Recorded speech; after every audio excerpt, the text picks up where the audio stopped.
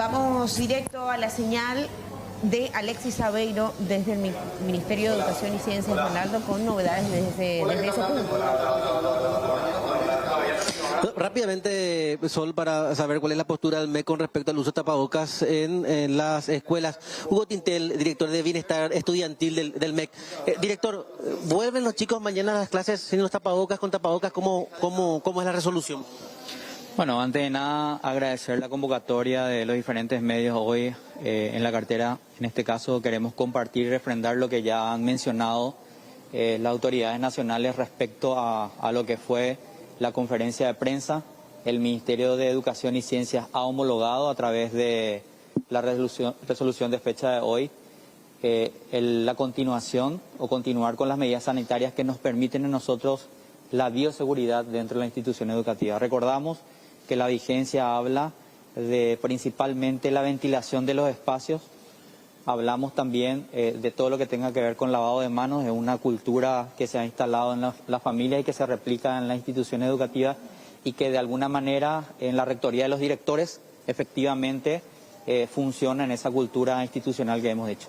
Respecto a lo que han preguntado puntualmente del tapabocas, efectivamente el decreto lo que deroga es la continuación de las medidas en general como la declaración de emergencia, pero en la mesa de trabajo con el Ministerio de Salud y otros entes seguimos garantizando el cuidado de lo que venimos haciendo el primer día. Lavado de manos, lo que tiene que ver con la ventilación, enfatizar que el Ministerio de Educación, con un aporte del gobierno de Taiwán, efectivamente está haciendo un monitoreo del tema de la ventilación de las aulas. Y en el tercer punto, el tema del uso de tapabocas, reiterar que es una cuestión de cuidado en general que está dentro del marco sanitario. Nosotros seguimos apostando a que los propios directores y profesores sigan manteniendo estas orientaciones dentro del anexo de esta resolución, que permita así al chico en el autocuidado autoprotegerse. Entendamos que esto, nos decía la gente de salud, ha evitado que en este cambio de clima varios de otros virus puedan propagarse y efectivamente en ese ambiente, por sobre todo, es una cultura que nos permite a nosotros ir dejando ya estas medidas de acuerdo a cómo vaya avanzando esta restricción. Para evitar confusiones. Un lineamiento propio del MEC de ahora en más. Nuestras resoluciones siguen resguardando la bioseguridad. Para tranquilidad de todas las familias, para la tranquilidad de nuestra comunidad educativa, el Ministerio de Educación y Ciencia, en un trabajo conjunto con el Ministerio de Salud, así como dice nuestra resolución, va dando los lineamientos en la bioseguridad y en la dimensión de los cuidados. Seguimos enfatizando, por sobre todo la ventilación cruzada, natural y por los medios adecuados. Segundo, el lavado de manos.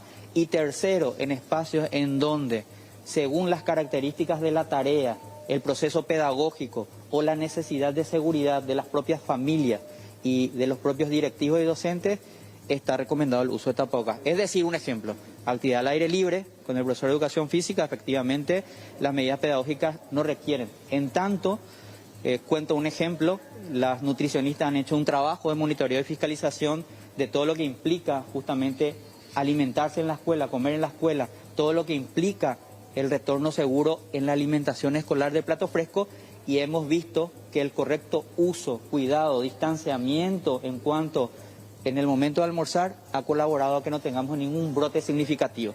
Es decir, que nosotros seguimos apelando a que en el marco de la bioseguridad y todo lo que tenga que ver con esa dimensión de bioseguridad, las propias familias sean conscientes de que los filtros están activados, ¿verdad? ¿El uso en clases va a ser todavía determinante dentro de la...? Nosotros seguimos apostando al término bioseguridad. Eso significa, efectivamente, si yo estoy con alguna alerta de algún filtro, debo ser consciente de que por resguardo a mi entorno, mi entorno más seguro, que son mis compañeros, debo yo seguir utilizando. Y la responsabilidad recae ahora en los directivos de cada institución, en los docentes. ¿En quién recae la responsabilidad ahora? Pablo, muy buena pregunta, Pablo. Nuestra resolución y nuestra disposición en la actual siempre hablan de un equipo de gestión. Ese equipo de gestión habla de un equipo que evalúa, monitorea y reporta la situación de cómo se está gestando la educación. Hoy, prácticamente a 2 meses del inicio de clases, los filtros lo hacen los propios docentes. padres de familia, directivos, quienes cogestionan con nosotros las instituciones educativas y nos reportan sobre la situación y por consiguiente al Ministerio de Salud. Todo eso, hay un monitoreo de las enfermedades respiratorias en este primer semestre del año, o sea, teniendo en cuenta que estamos hablando de medidas de bioseguridad y que es una época frecuente de enfermedades respiratorias. ¿Al MEC qué informaciones le llega con respecto a eso? El Ministerio de Educación y Ciencias puede garantizar que tiene un sistema de monitoreo en torno a lo que es el Plan Nacional de Educación para la Gestión de Riesgo. Tenemos el COE, que es el Centro de Operaciones de Emergencia.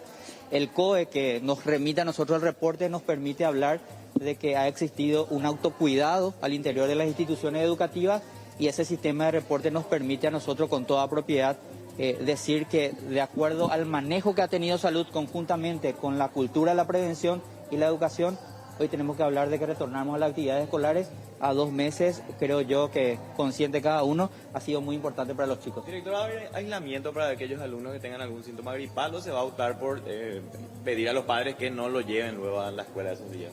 Insisto, el protocolo de bioseguridad habla que los filtros están aplicados.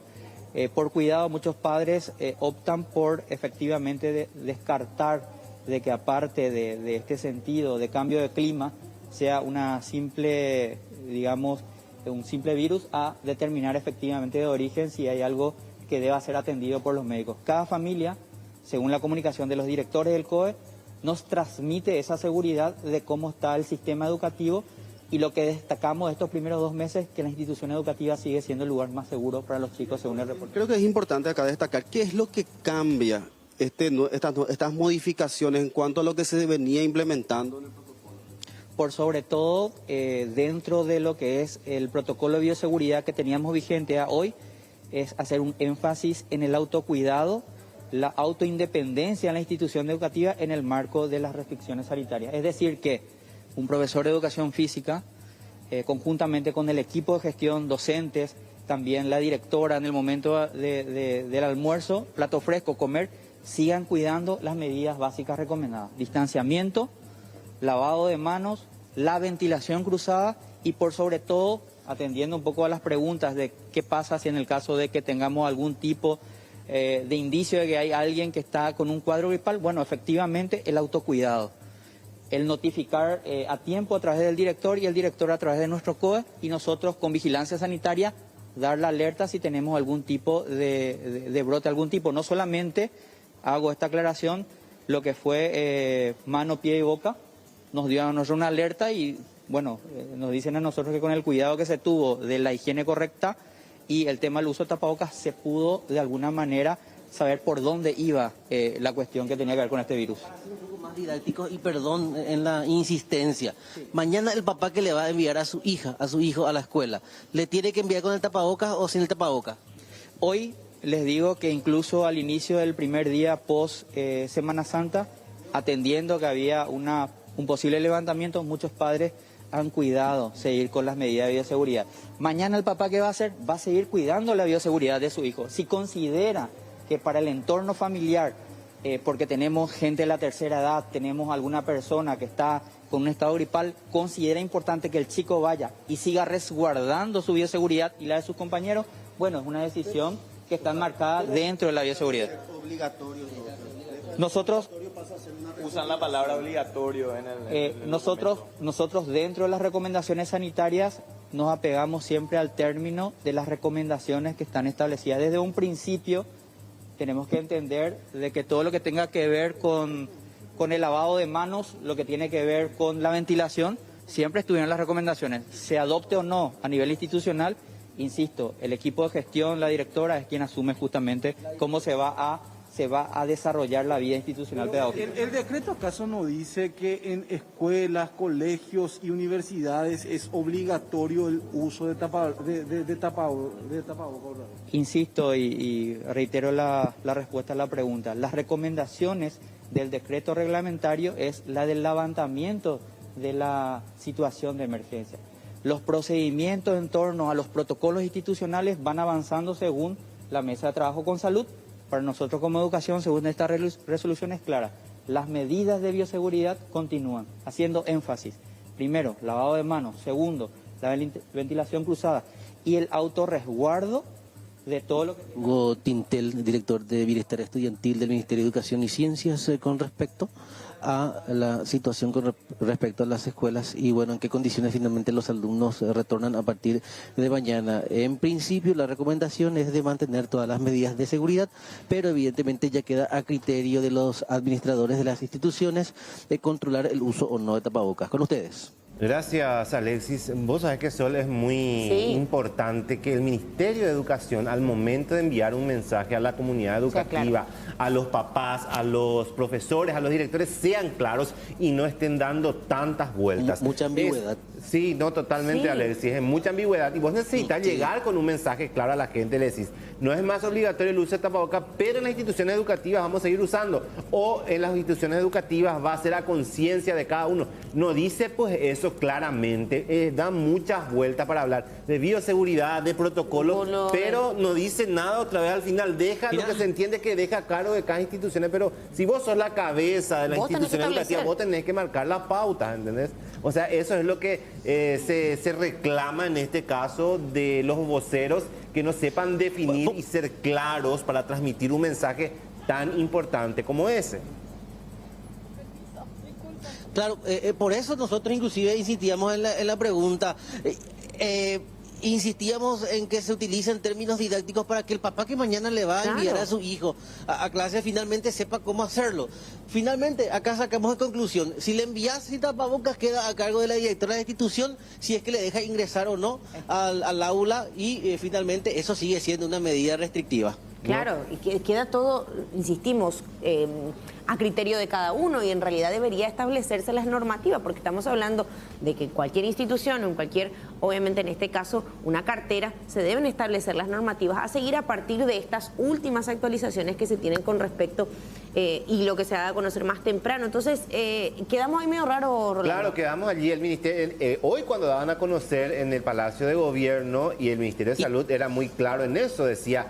ellos recomiendan el uso de tapabocas en lugares cerrados que no tienen ventilación y hablan específicamente de recomendaciones que hacen. Y el MEC pues, acá no te dice nada otra vez al final, que dejo a cargo de la directora, que vamos a dejar a cargo de la profesora, que vamos a dejar a cargo de...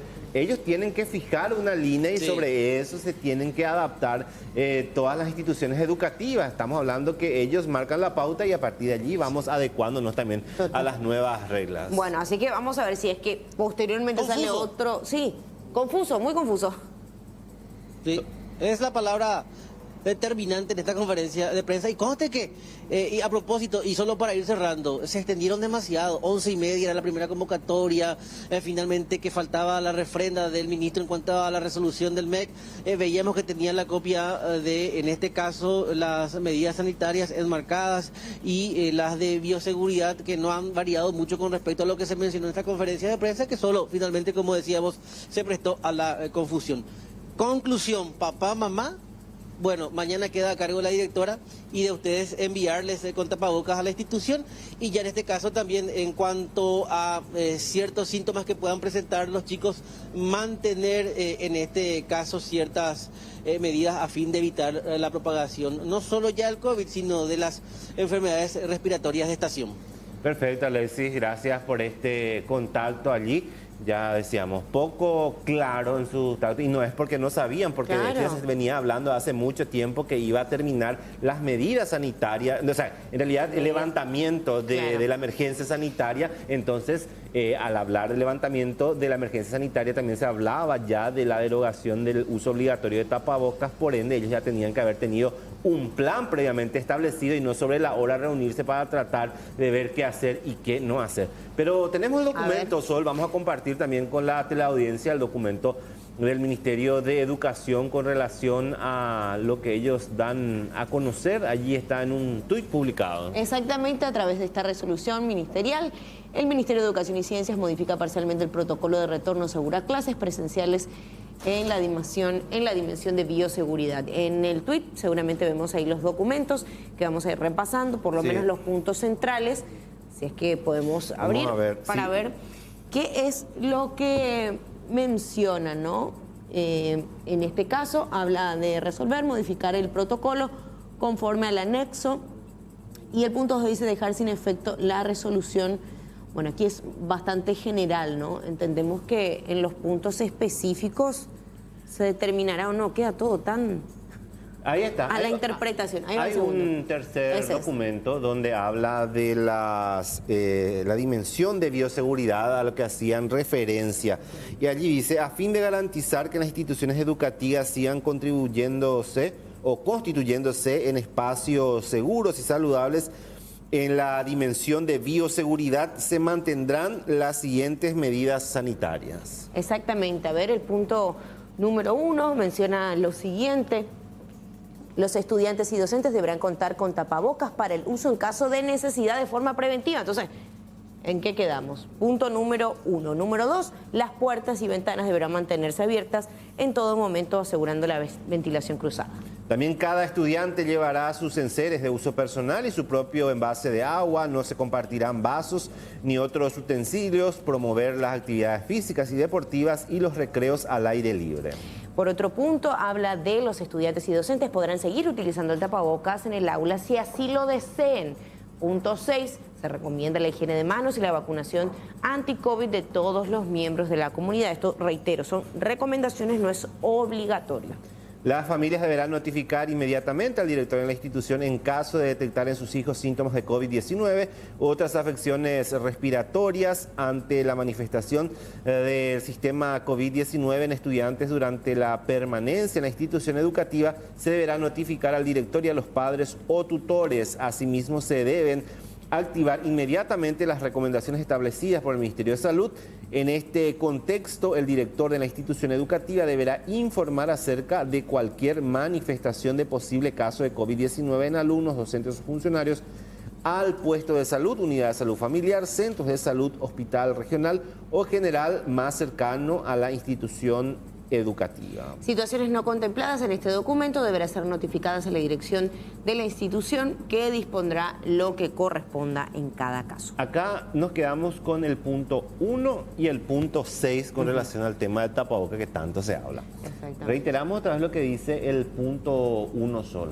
Dice, los estudiantes y docentes deberán contar con tapabocas para el uso en caso de necesidad de forma preventiva. Y en el 6 dice, en el 5 en realidad. Los estudiantes y docentes podrán seguir utilizando el tapabocas en el aula si así lo deseen. O sea, ya deja como algo opcional y medio que contrasentido entre el punto 1 y el punto 5. Están medio como... contrasentido, entonces ahí queda otra vez, seguramente. Pero como ya se derogó esto, ya va a quedar a conciencia de cada uno. Seguramente cuando uno va a un lugar muy concurrido, como un centro comercial, un supermercado, se va a ir con tapabocas por una cuestión de prevención.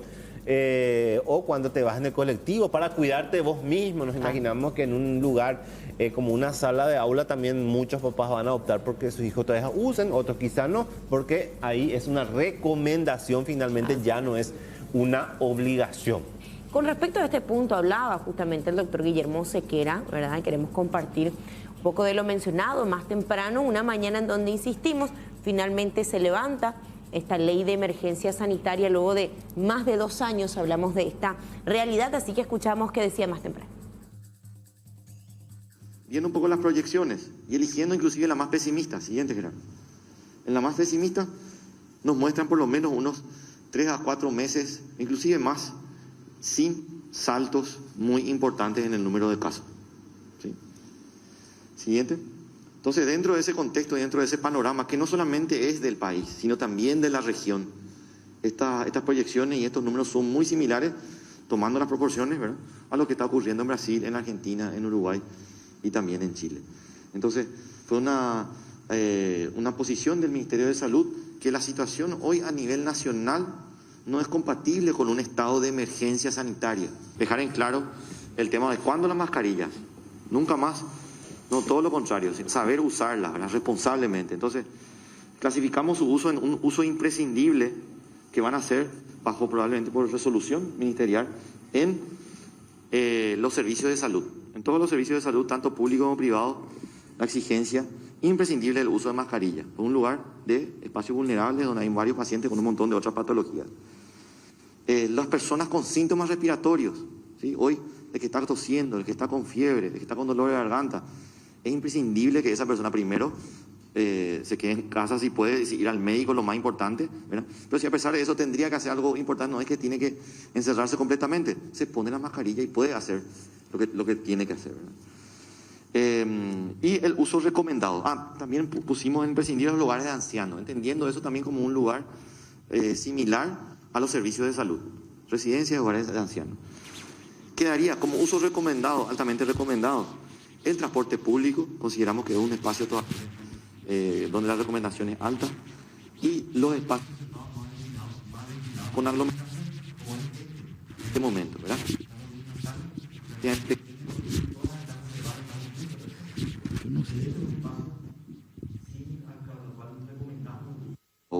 También entrarían los colegios, las tiendas, los supermercados que tienen mal sistema de ventilación. Insistimos en el concepto de ventilación, ¿sí?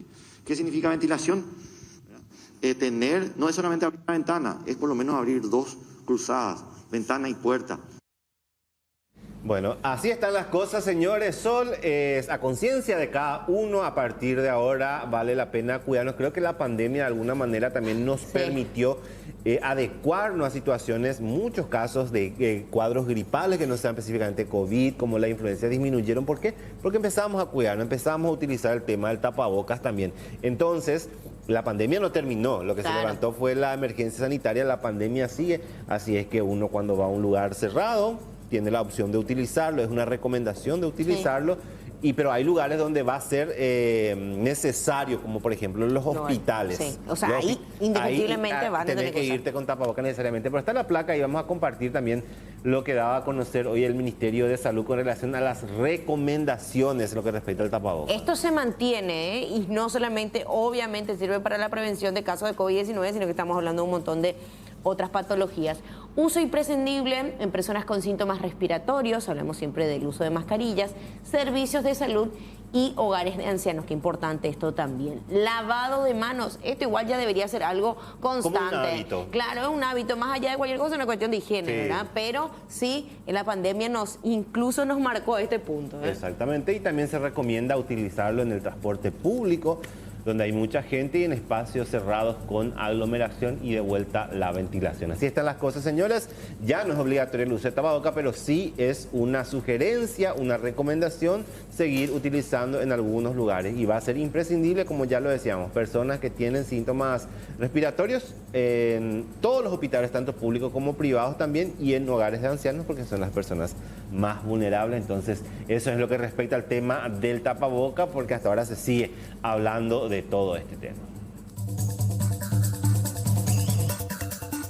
Esto, entre otras informaciones, hasta hoy tienen tiempo los estudiantes que deseen postularse para las becas del programa becal, en el marco del convenio Paraguay-Kansas, Estados Unidos, para la movilidad internacional de grado. Existen 16 plazas disponibles para diversas carreras. Los tipos de becas de intercambio estudiantil internacional a nivel de grado están habilitados para las áreas de ciencias naturales, inclusive ciencias agrícolas, ingeniería y tecnología, ciencias de la salud, a excepción de medicina y odontología, áreas de educación, ciencias sociales, economía, sociología, antropología, ciencias políticas, psicología, hotelería, turismo, entre otros.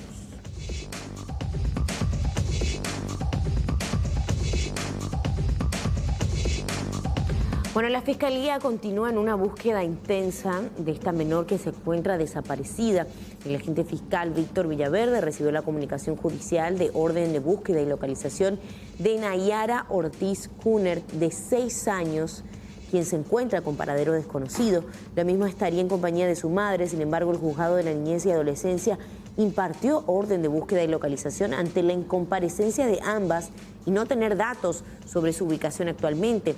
Cualquier información que pudiera ayudar a localizarla, por favor, sus allegados piden llamar al 911 a la comisaría o sede fiscal más cercana.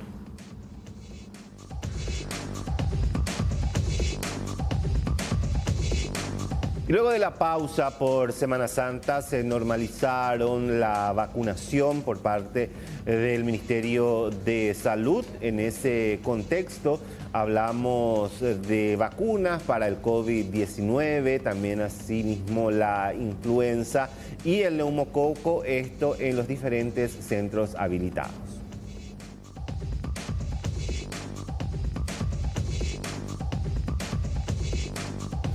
La incautación de estos productos, hablamos de mercadería, presuntamente de contrabando, se registró en la zona de Itanramada esta madrugada a la altura del Puerto Ortiz, kilómetro 1616.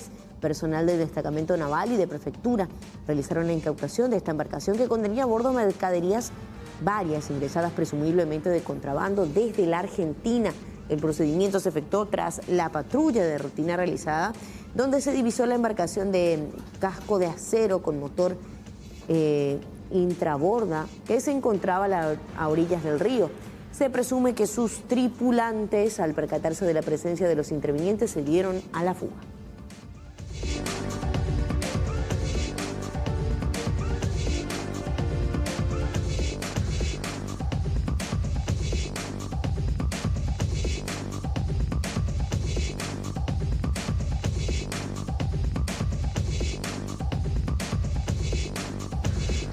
Bueno, y la Semana Santa también dejó lastimosamente hechos de inseguridad. Esto que se dio en Colonia Independencia, una ciudad extremadamente tranquila y turística, donde muchas personas fueron para pasar este feriado largo. Una posada terminó recibiendo la visita de delincuentes, unos 5 a 6 aproximadamente, cubiertos con pasamontañas y fuertemente armados. Irrumpieron en el local denominado El Abuelo en la zona de San Gervasio y amenazaron tanto a los huéspedes como a los propietarios para que les entregaran sus pertenencias. Se alzaron con la recaudación unos 8 millones de guaraníes.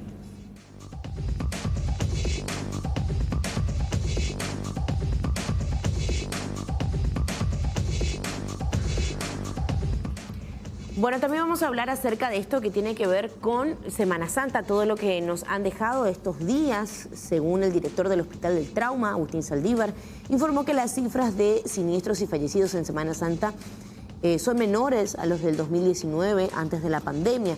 Se registró un total de 7 fallecidos, de los cuales 4 fueron motociclistas. En el 2019 la cantidad de víctimas fatales alcanzó 9, en el 2020 7 y en el 2021 6. Se registró un total de 164 siniestros viales, mientras que en el 2019 se llegó a 218. Del total de afectados, 119 involucran a motociclistas. El Hospital del Trauma atendió un total de 1.055 pacientes durante la Semana Santa, cantidad menor a los asistidos en el 2019.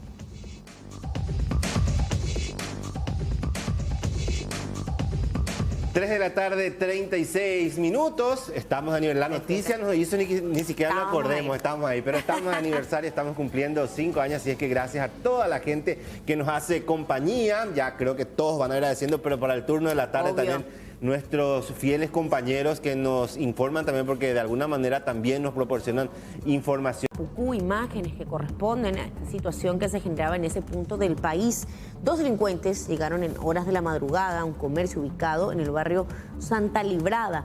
Ataron de manos y pies al propietario del local y lo golpearon con la culata del arma. Posteriormente fueron hasta la caja fuerte, donde se llevaron más de 100 millones de guaraníes, producto de la recaudación de Semana Santa.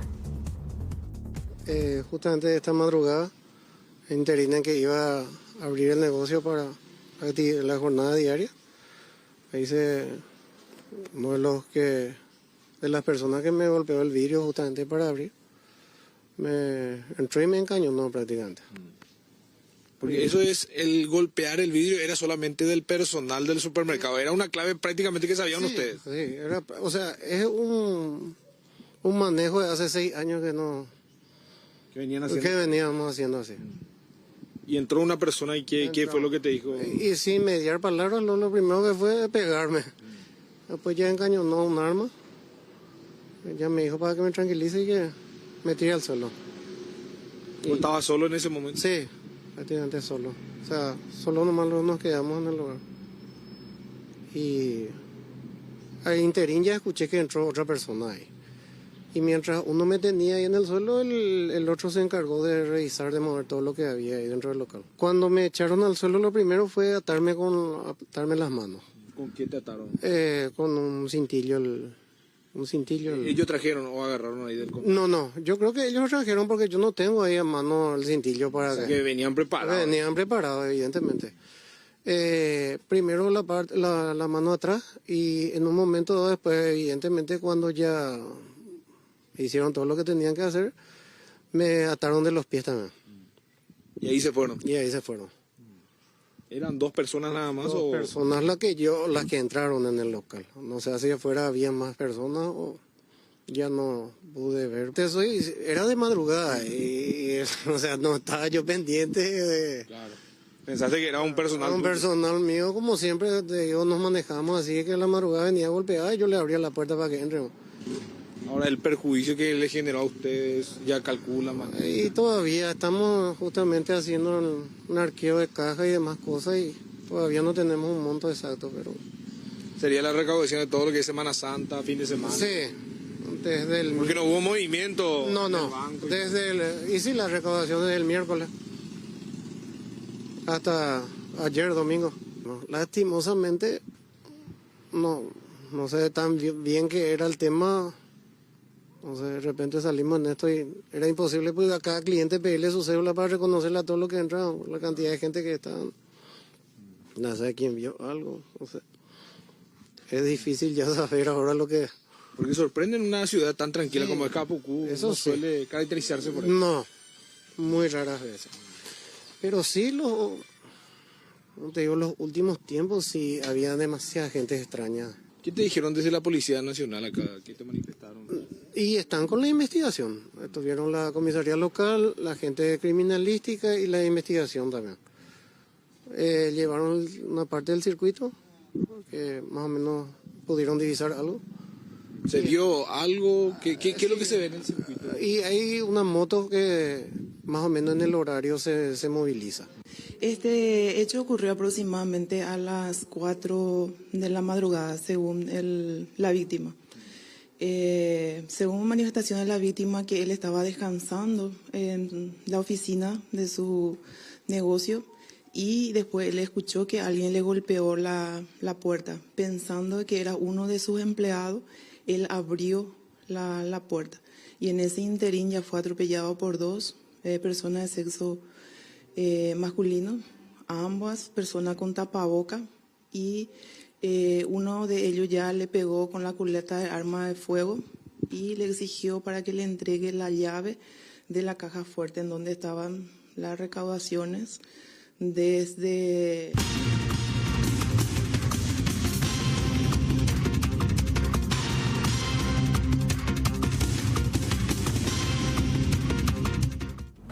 Información urgente, hablamos de un caso que se está desarrollando a estas horas en el departamento del Alto Paraná, específicamente en Santa Rita, donde frustraron el secuestro de un potentado ciudadano brasileño. Estamos con el comisario Feliciano Martínez Sol para saber más detalles con relación a esto. Comisario, ¿cómo estás? Buenas tardes, gracias por atendernos.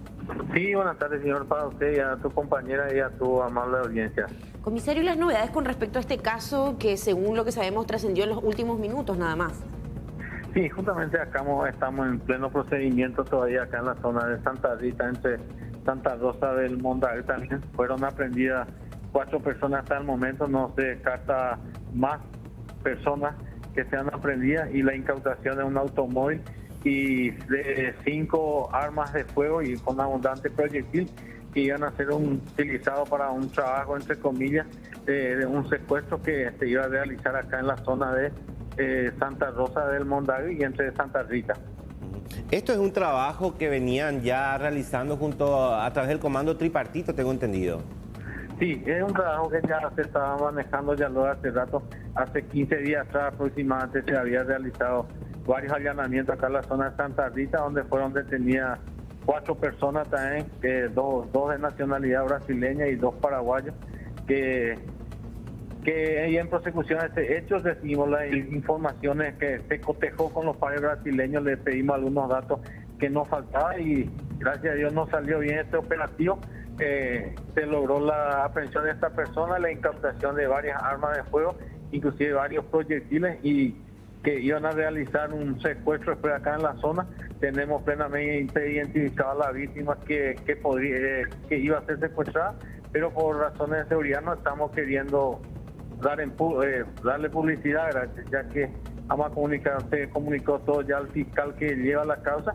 Y como te digo, ahora estamos en pleno procedimiento con 2 brasileños aprendidos, 2 paraguayos, los brasileños con frondosos antecedentes, y no se descartan más otras aprehensiones. Como te digo, estamos en pleno procedimiento acá en la zona de Santa Rita. El objetivo, simplemente para confirmar, era una sola persona, comisario, una persona conocida de la zona, de la frontera. Sí, una persona conocida, trabajadora acá en la zona de Santa Rita.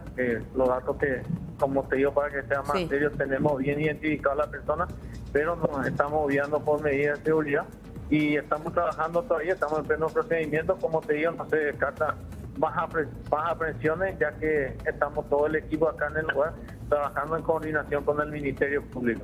Esta detención, comisario, se dio en la vía pública, en una vivienda. Toda esta evidencia que incautaron fue en una casa. ¿El procedimiento dónde se realizó? Los procedimientos se realizaron en parte, ¿verdad? Primero se le aprendió a 2 personas, posterior a los otros, y ahí se dialogó con ellos. Nos daron algunos datos importantes donde se pudo posteriormente recuperar las armas que iban a ser utilizadas, una buena cantidad de proyectiles de diferentes calibres, escopeta 12, inclusive 38, 5 armas de fuego, y la aprehensión de esta persona que ahora van a ser trasladadas hasta Ciudad del Este. Ahora, comisario, se habla también de que podría tener Nelson con alguien recluido en la cárcel de Itapúa. ¿Esa información ustedes manejan? Sí, ya habíamos coordinado nuestro trabajo también con otras instituciones. Ya para coordinar ese trabajo, los datos que estamos manejando sería un cabecilla que está en una cárcel de una penitenciaría del país. Los datos ya tenemos, los datos exactos de esta persona, y se está coordinando para poder, o sea que con las otras instituciones va a realizar otro procedimiento e incautar algunos objetos que tengan en su celda, ¿verdad? Y los brasileños, según los pares brasileños, correspondería al grupo del PCC. Y como te digo, la otra semana habíamos realizado varios allanamientos en donde se le puede detener a 2 brasileños que respondían al grupo del PCC. Por las informaciones de inteligencia que estaban manejando, ellos ya tenían planificado cuándo iban a hacer el secuestro, ya le estaban siguiendo a esta persona, comisario. Sí, el trabajo que iban a realizar, nosotros calculamos por los datos que nos habían facilitado, iba a realizarse el día de hoy en horas de la tarde. ¿A tiempo se adelantaron, comisario, para frustrar este secuestro? Y sí, y nos faltó un dato exacto que también hoy conseguimos, y como dijiste, llegamos ahora. Exactamente. Ahora, comisario, con relación a estos brasileños, ellos tienen antecedentes están siendo buscados en su país por narcotráfico, pertenecen a alguna organización criminal brasileña. Los datos que tenemos responderían al grupo del PCC. Estas dos personas brasileñas no portaban ninguna documentación. Por los datos que nos dieron, tienen antecedentes, pero no capturan en el Brasil. Pero una vez llegado en la oficina, a través de la oficina del comando tripartito, vamos a realizar bien los trámites para la documentación oficial, para poder saber bien la identidad exacta de esta persona, si tienen captura o no, lado brasileño. Perfecto, comisario. Nosotros entendemos que esto sigue en curso. Claro. Sí. Esto sigue todavía, comisario. Son varias las personas que estarían involucradas, o sea que podría haber más gente. Sí, eso te digo, hasta ahora tenemos 4, estamos todavía en pleno procedimiento. No se descarta que podamos tener 1 o 2 más personas que estén vinculados directamente en este hecho, la persona que, como se dice vulgarmente, quien dio la boca, y otros datos para que puedan llegarle a esta persona quien sería el potencial secuestrado. Ahora, comisario, yo sé que ustedes están cuidando y se entiende perfectamente el nombre de la víctima, pero él se dedica a la agricultura, se dedica a la ganadería, ¿a qué rubro se dedica este ciudadano brasileño? Se dedica a la agricultura. Bueno, comisario, le agradecemos mucho por estos datos. Vamos a estar dándole ya seguimiento en vivo, seguramente más adelante con nuestros equipos allí desde el Alto Paraná. Gracias por su tiempo y por contarnos estos detalles. Listo, señor. Cuando guste y estamos a la orden por ahí.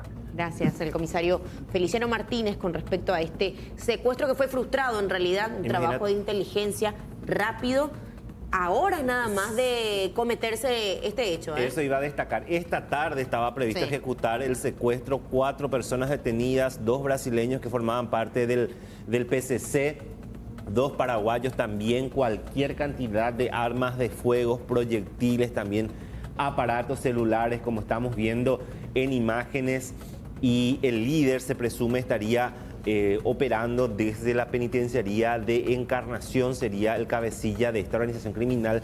Y sumado a lo que nos decía el comisario Martínez Sol, que la semana pasada también ya capturaron a parte del grupo, o sea, ellos ya venían manejando información, trabajaban con sus pares brasileños, el comando tripartito que empezó a hurgar también. Y su expareja sentimental de 35 años en Acay fue encontrado muerto, aparentemente se habría quitado la vida.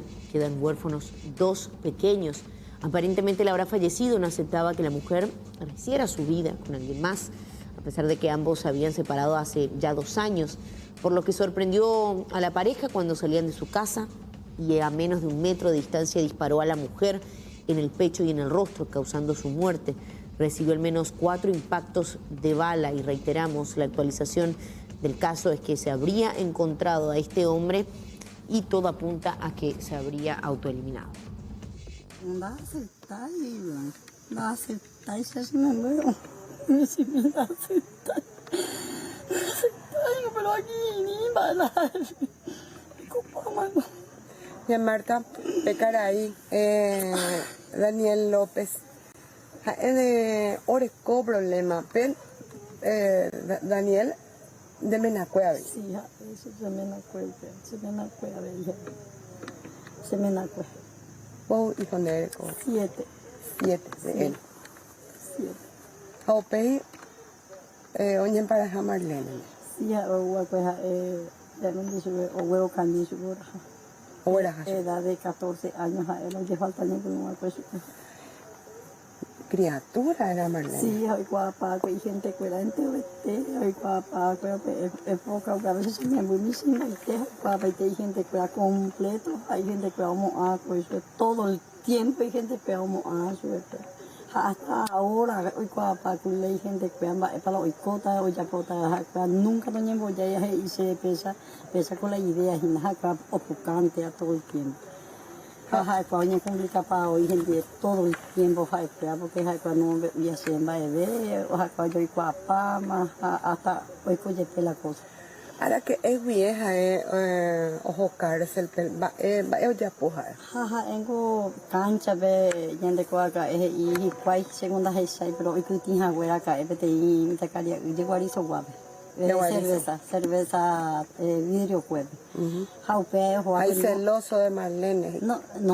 Un guareja o Japón te y Japón, pero pero sí, oye todo de chango hace 9 meses y haré cárcel. Romino no es que su peja, está gasto ya por peja, move va pagar su. Y en el transcurso de esta jornada o a tempranas horas, los propietarios de estaciones de servicios del sector privado anunciaron la reducción de sus costos que van de, en algunos casos, 150, 250, 300, hasta 500 guaraníes en todo tipo de combustible. El anuncio fue oficializado en el transcurso de esta mañana. Paralelamente, hablando de combustible, los camioneros llegaron hasta el Congreso Nacional para reunirse con el presidente de la Cámara Alta, Oscar Salomón. Entre otras cosas, plantearon lo que respecta al tema del proyecto de ley presentado por el senador Enrique Riera, que pretende sancionar los cierres de ruta. También hablaron con relación al tema combustible. La idea de la presentación la notas directamente la pedido ni el tema del precio del combustible muy elevado. La ley presentada ahí con este día Riera, algo parecido a la ley Zavala Riera. Ahora preocupabe ley pea. Y que tu jamaiza o ya habría de mesa de diálogo porque hoy en día oye pocuata la ciudadanía al trabajador de que tu madre me llevé la de reivindicación de que tu madre me desee protestar. ¿Por qué? Porque desee protestar en encarcelata. La he pedido sobre todo al tema de la ley Roguerecoa. Vengo rápidamente oye Erogalley. ¿Por qué? Porque hay políticos de por medio, empresarios de por medio, entonces me hace sentido, pero yo estudia por Janguá. Ahora llevaré la Petropar que sea independiente, a Nijanguá intermediario y que yo voy a llegar en forma directa a la combustible, a Nijanguá depende los intermediarios. Pero ahora entender que tú ganas a la petrolera, la Petropar, hombo hueyo, va a haber sentido de la combustible y que tú hoy PTI responsabilidad de parte del gobierno de la petrolera y que tú oye esa baja de combustible. No, rápidamente con la Petropar hoy con Yedero Gallego o jupimos ahí Petropar no de otra pues jupimos de a 2000 más y combustible. Cuando oye la privada cuera un bovellir 300, 400 guaraní no es suficiente para la clase, para el pueblo en general, no solamente para nuestro sector, ¿verdad? Ni calmante. Hasta ahí vimos a la movilización no ir y he previsto lo mitad, o sea, en la calle en no expectante a la reunión que se pueda atravesar hoy. Dos huellimos ahí la emblema privada, vean un huellimos ahí la combustible.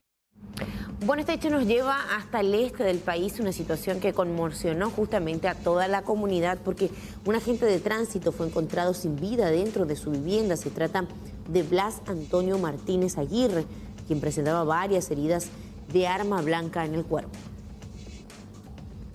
Nos constituimos en el lugar y encontramos a una persona de sexo masculino y una vez realizada la investigación resultó ser el ciudadano Blas Antonio Martínez, de 38 años de edad, y estaba en su habitación.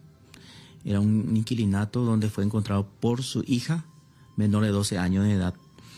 Una vez realizadas las primeras diligencias, los indicios que encontramos básicamente nos da como hipótesis el robo, con fines de robo, y la característica de las heridas producidas sería un ensañamiento porque tiene 10 heridas del cuerpo de arma punzocortante.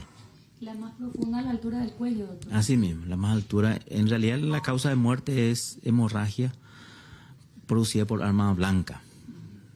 Sí, murió desangrado. ¿Cuánto tiempo más o menos estaba en el lugar el cuerpo, doctor? Según... Conforme a la rigidez cadavérica, aproximadamente ocurrió en horas de la madrugada el hecho. ¿Cuáles son las sospechas del móvil del crimen, doctor? El móvil sería robo y por la característica de las heridas, que es el ensañamiento tipo una venganza. Se habló primero también de que podría haber sido con trasfondo pasional, doctor.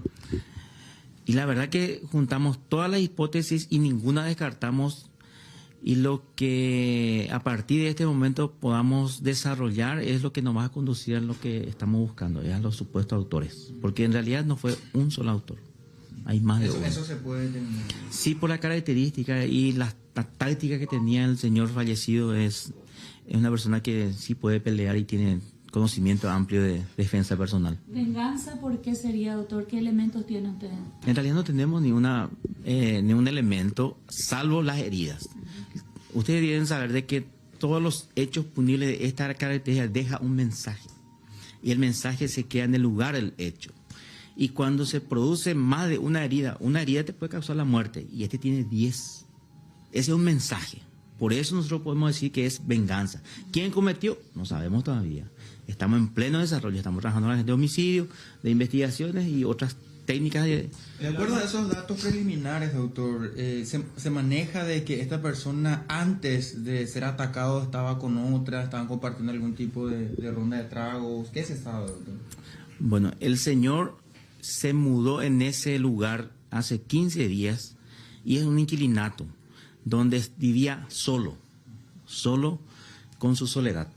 Entonces no tenemos ningún indicio de que haya compartido con alguien en ese momento, antes o después, porque la última conexión de su celular es del día viernes.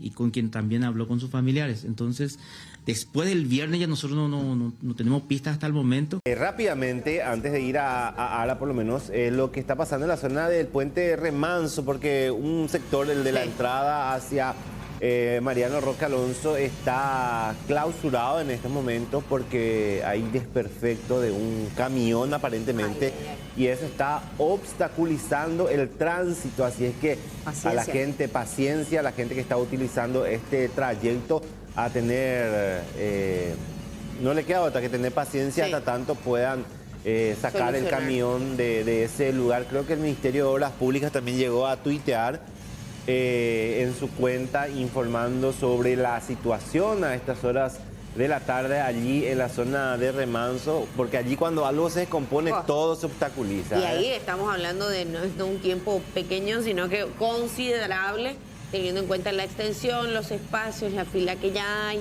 Así que les pedimos a todos paciencia. Esto tuiteaba el Ministerio de Obras Públicas. Atención, puente Remanso, vía de acceso a Capital. Transitar con precaución, vehículo de gran porte con desperfectos mecánicos sobre la calzada. No sé si dice algo más ahí, por eso que no puedo divisar. No, solamente pone el número ahí. Solo el número para más información. Entonces, desde el Ministerio avisan ya esta situación. Insistimos, seguramente en los próximos minutos intentarán solucionar y también hacer que esto se agilice. Es que la gente busca informarte también a través de las redes sociales. ¿Qué está pasando? ¿Por qué no se mueve? ¿Está todo parado, cerrado en la ruta? Bueno, en realidad un desperfecto mecánico de un camión de gran porte es el que está obstaculizando a estas horas el ingreso hacia la capital, allí en la zona del puente Remanso. Es lo que están reportando en estos momentos y nosotros también vamos a ir acompañando y vamos a ir pasando en el transcurso de esta tarde. Bueno, y luego de esta información seguimos hablando también del tránsito que entiendo, no sé si se ve obstaculizado por esta situación que se dio también. Incendio de un vehículo, ¿dónde fue esto? Ara, ¿cómo estás? ¿Cómo están, compañeros? Un saludo a la teleaudiencia. En la ciudad de Asunción, específicamente sobre la calle José Asunción Flores y la otra también que linda sería 33 Orientales. Ahí vemos un vehículo Chevrolet, sería para 4 personas de 2 espacios, que fue consumido en su totalidad por las llamas. Esto ocurrió hace minutos nada más. Ya varios bomberos voluntarios de Asunción estuvieron trabajando para poder mitigar el impacto de este gran incendio, porque como nos comentaban algunos testigos de que vieron cómo inició todo esto, se asustaron bastante al ver el incendio de este vehículo que estaba conducido por un hombre que hace minutos estaba recogiendo algunas otras cosas, estaba viendo su vehículo, no quiso prestar declaraciones a la prensa, entonces se retiró del lugar. El mismo, o la información que manejamos según él comentaba, es de que es conductor de una plataforma de transporte y por suerte no tenía ningún viajero, ningún pasajero en su interior cuando empezó a incendiarse el vehículo, por lo que se ve posiblemente habría iniciado acá en la parte de la batería. Entonces podría ser una falla de la parte del sistema de electricidad, de una falla mecánica en el sistema de electricidad, lo que ocasionó este incendio. Pero voy a tratar de acercarme a algunos de los testigos acá para obtener un poco su testimonio y también que nos comenten qué tal fue el momento en que se iniciaron los fuegos. Me voy a acercar un poco acá a una de las señoras. Estamos en vivo para acá a las 9. ¿Podríamos un ratito nomás, profesor? Si disponemos de su tiempo. No, está mostrando las imágenes del vehículo nomás. Está mostrando las imágenes del vehículo, ¿verdad? ¿Cómo fue? ¿Usted vieron? ¿Se incendió de repente? Y sí, paró ahí el vehículo porque se estaba incendiando en el tablero, ¿verdad? En el tablero, entonces ahí inició. Primero empezó el incendio.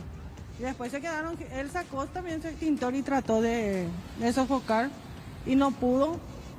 Y entonces gente que pasaban, ¿verdad? Una camioneta, 2 camiones, se quedaron vehículos auxiliares y tampoco anduvo el extintor, pero ya no hubo caso. Rápido entonces. Rápido fue, rápido. Después ya llegaron los bomberos y también trataron de apagar y apagaron, ¿verdad? Gracias a Dios no pasó nada grave. ¿Estaba solo en el vehículo? Estaba solo el vehículo, estaba solo el señor. Un gran susto, ¿eh? ¿Cómo fue cuando vio el incendio? Nos asustamos todos, por supuesto. Estábamos acá en la institución con las alumnas y tuvimos que salir todos, cerramos la puerta y nos fuimos hacia allá para que por si no sabíamos si iba a explotar o no el vehículo, ¿verdad? Exactamente, será el peligro más porque rápidamente se propagó el fuego. Así mismo. Gracias, profesora. Bueno. Muy amable. Bueno, no quiso aparecer en pantallas, pero nos estuvo comentando. Sí, nos van a pasar en breve más imágenes de lo que fue el incendio, compañeros. Pero bueno, esto es lo que ocurrió minutos atrás. Qué peligroso, ¿eh? Y sí, obstaculizó el tránsito aquí en 33 Orientales José Asunción Flores. Y a medida que se va acercando la tarde-noche, hay más tráfico, hay más gente que está saliendo a su trabajo, se quiere dirigir a su casa o a otro punto de la ciudad. Y bueno, esto no sé si vendría una grúa municipal o una grúa privada a retirar el vehículo siniestrado aquí en el lugar. Perfecto, Ara, gracias por este detalle, cosas que muchas veces pasan, problemas eléctricos del vehículo que terminan en incendios de este tipo, exactamente, y por suerte no dejó víctimas. Gracias, Ara. Bueno, también no quiero despedirme de este enlace sin antes decirles felicidades, compañeros, por el aniversario número 5. Ya les hice el saludo general, pero también muchísimas felicidades nuevamente. Igualmente, Ara, que es una de las compañeras que se sumó hace ya un par de meses también en reportajes en exteriores y que se sumó también a Tarde Noticias, así que felicidades a todo el equipo. Exactamente, bueno, nosotros seguimos informando y el fin de semana largo, sol, los días santos no fueron tan santos en algunos lugares. En algunos lugares. Fíjense lo que pasó en la zona de Concepción, en una fiesta de Pascua. Vamos a observar lo que se daba, arma de fuego de por medio, un gran susto ahí que se dio en la zona de Concepción. ¿Qué ambiente esto?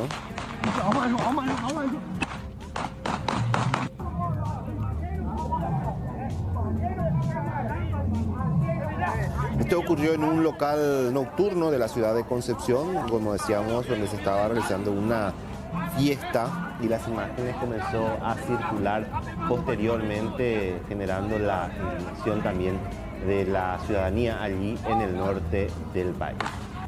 Bueno, qué peligro, qué sumamente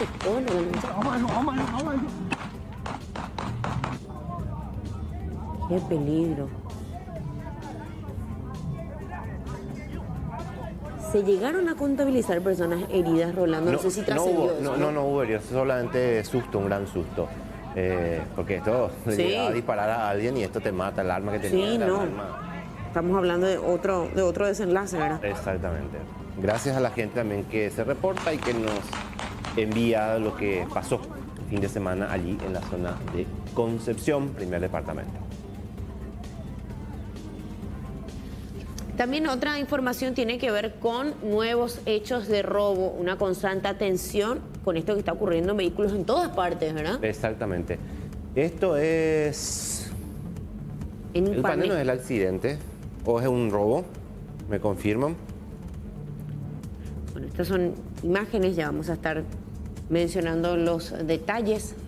Ocurrió en la zona de Upané. Este es un choque. Este es un choque. Bueno, vamos a... Según lo que nos enviaba en el WhatsApp la persona, mencionaba, voy a leer, dice, me chocaron en la ciudad de Upané y el que me chocó estaba tomando y no detuvo la marcha luego de lo sucedido.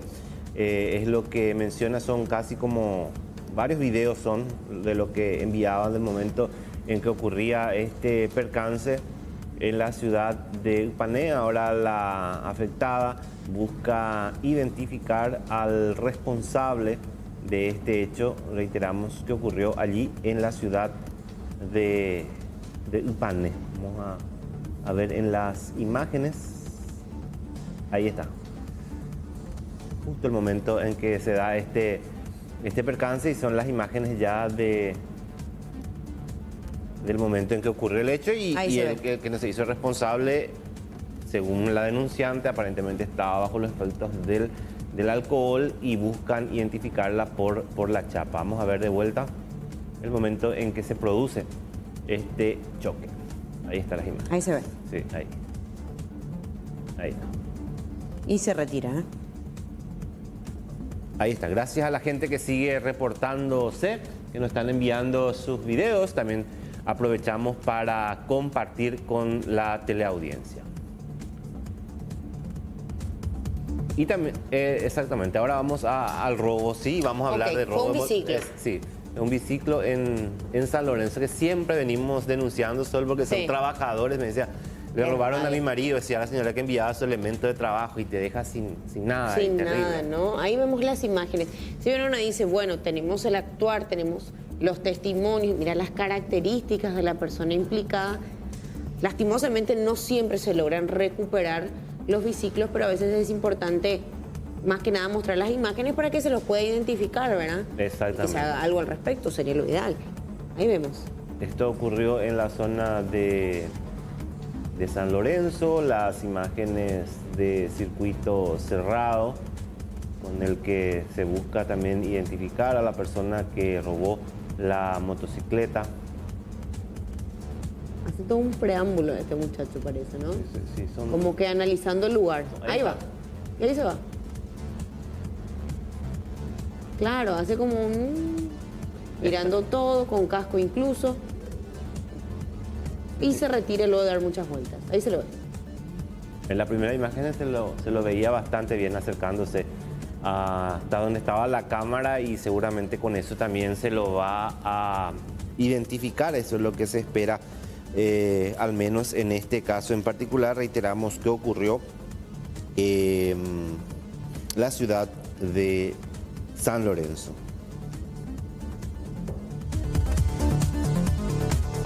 Autoridades de Petropar, Alexis. Presidente Denis Lichi, camioneros, ¿a qué conclusiones llegaron tras esta reunión? Estamos en vivo para Canal 9 Noticias. Bueno, antes que nada agradecerles la presencia nuevamente acá en la institución. Nos hemos reunido con representantes de los camioneros, la gente también que está trabajando con las plataformas digitales, delivery, en fin, al final todos vinieron, ¿verdad? En donde le estuvimos mostrando nuevamente lo que es la estructura de costos, cómo hemos hecho una rendición de cuenta también de lo que fue ese proceso de subsidio por medio de Petropar. Estábamos explicando todo el comportamiento de los precios internacionales y también algunas opciones que se pueden dar para tratar de mejorarle a ellos también o darle alguna ventaja en forma puntual, ¿verdad? Pues a eso es lo que estamos apuntando ahora. Ya Petropar en su momento nos quedamos 500 guaraníes por debajo del sector privado, que tengo entendido hoy también ellos, la mayoría redujeron sus precios para estar al precio de Petropar, y aparte de eso nosotros tenemos propuestas como la tarjeta de Coité de 400 guaraníes que vamos a dar descuento. Eso también vamos a ir conversando con los dueños de las estaciones de servicio, a ver si es que ellos también están dispuestos a ceder una parte de su margen para poder aumentar esa ventaja a los compañeros trabajadores.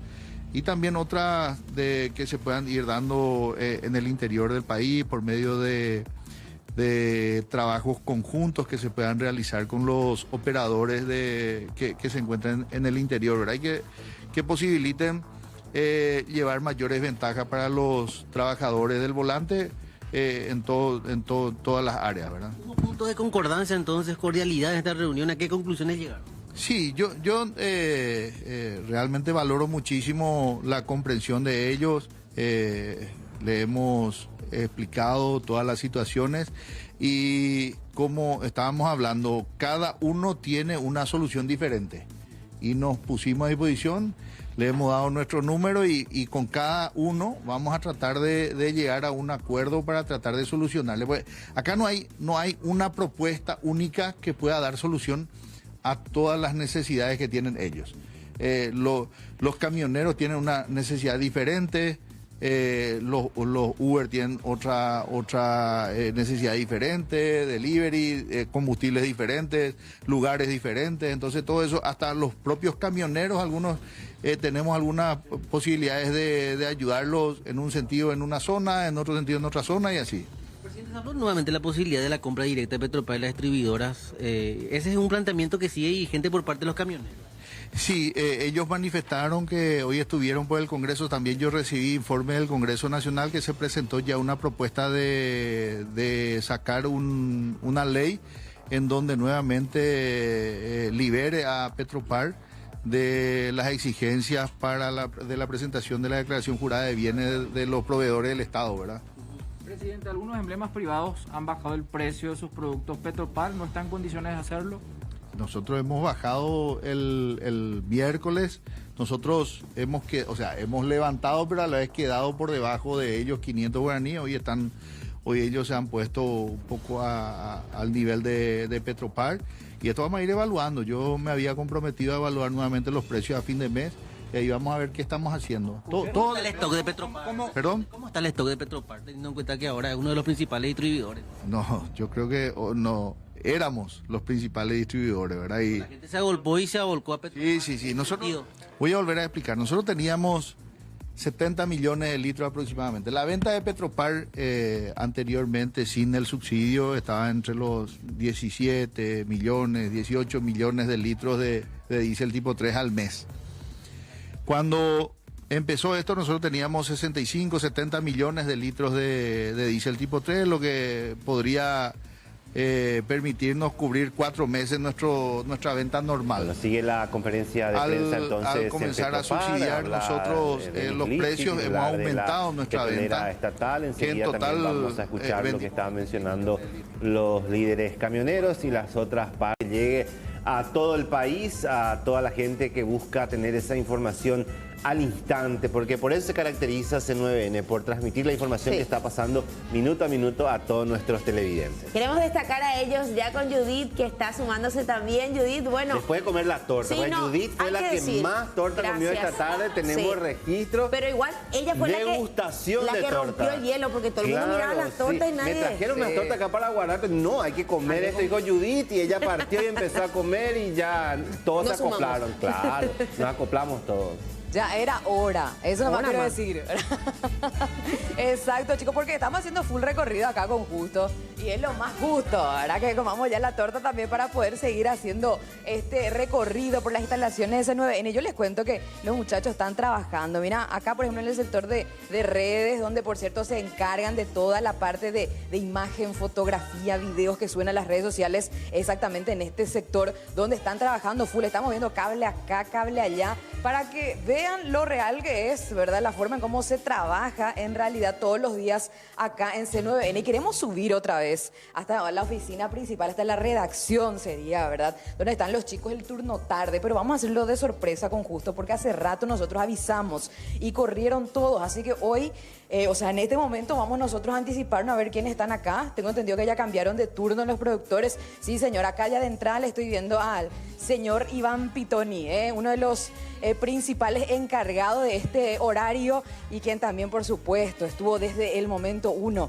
con C9. Vamos a hablar un poquitito acá con él. Pitoni, un ratito. ¿Cómo te va? ¿Sabes que te voy a dar la posta vos porque se forza paité la calera? Felicitaciones. Me gustaría que usted esté terminando mi rutina. Así que felicidades. Muchas felicidades a todos. Un abrazo y muchas gracias sobre todo por estos 5 años de trabajo y sacrificio. Aguante. Y también por la puesta al aire que es lo que a nosotros acá nos interesa, ¿verdad? Ajá. ¿Qué programa sale enseguida? Por eso estás así apurado con tu rutina. Central en 8 minutos. En 8 minutos. Sí. Bueno, por ese motivo te dejamos entonces seguir. Sí, porque yo en 3 minutos en teoría tengo que estar arriba. Ah, ok. ¿Cuántos programas a tu cargo, Pitoni? Ahora desde hoy 1. Más. ¿Requiere más responsabilidad por eso? No, todos requieren la misma responsabilidad. Bueno, porque Yargelento, Silvio y ¿cómo era? Aníbal, ¿verdad? Gracias, Pitoni. Acá vamos a hablar un poco con Pame, que está acá también tratando de ocultarse. ¿Cómo te va, Pame? Felicitaciones. Gracias, felicidades a todos. A full estamos acá. ¿También para Noti Central? Puntos de vista, 19 horas. Ah, bueno. Hoy empieza, por favor, préndanse, 19 horas. O sea que un nuevo desafío para vos. Nuevo desafío. Estar al frente ahí de la producción. Al frente. Bueno, ahí está, entonces te dejo éxito para hoy. Gracias. Bueno, ahí está, la manera en cómo trabajan los chicos. Ya hablamos rato con Dani, pero que sigue haciendo, sigue haciendo el mismo trabajo de las presentaciones. Casi tuvimos un accidente en vivo, ¿verdad? Y voy a entrar otra acá junto a Raquel, que por fin ya la encontramos en su oficina. Raquel, ¿qué hora es lo que vos te vas a tu casa? Hoy me voy a ir medio tarde. Con el nuevo programa que tenemos me voy a ir bastante tarde. Hoy tenemos un nuevo programa. Sí, pero una sorpresa que todos se tienen que prender a las 19 horas a las pantallas de C9N. En realidad nos siguen acompañando luego siempre, pero voy a bajar el volumen de esto. Bueno, pero como que yo estoy acostumbrada a querer arrancarle algo nuevo a la gente para las 19 horas. ¿Qué vamos a ver en ese programa? Es un programa que tiene variedades, pero variedades que incluye absolutamente todo. Información local, municipal, política. Vamos a entrar en política ahora que ya este año que tenemos, que es el año electoral. Y policiales, judiciales, todo lo que quieres saber.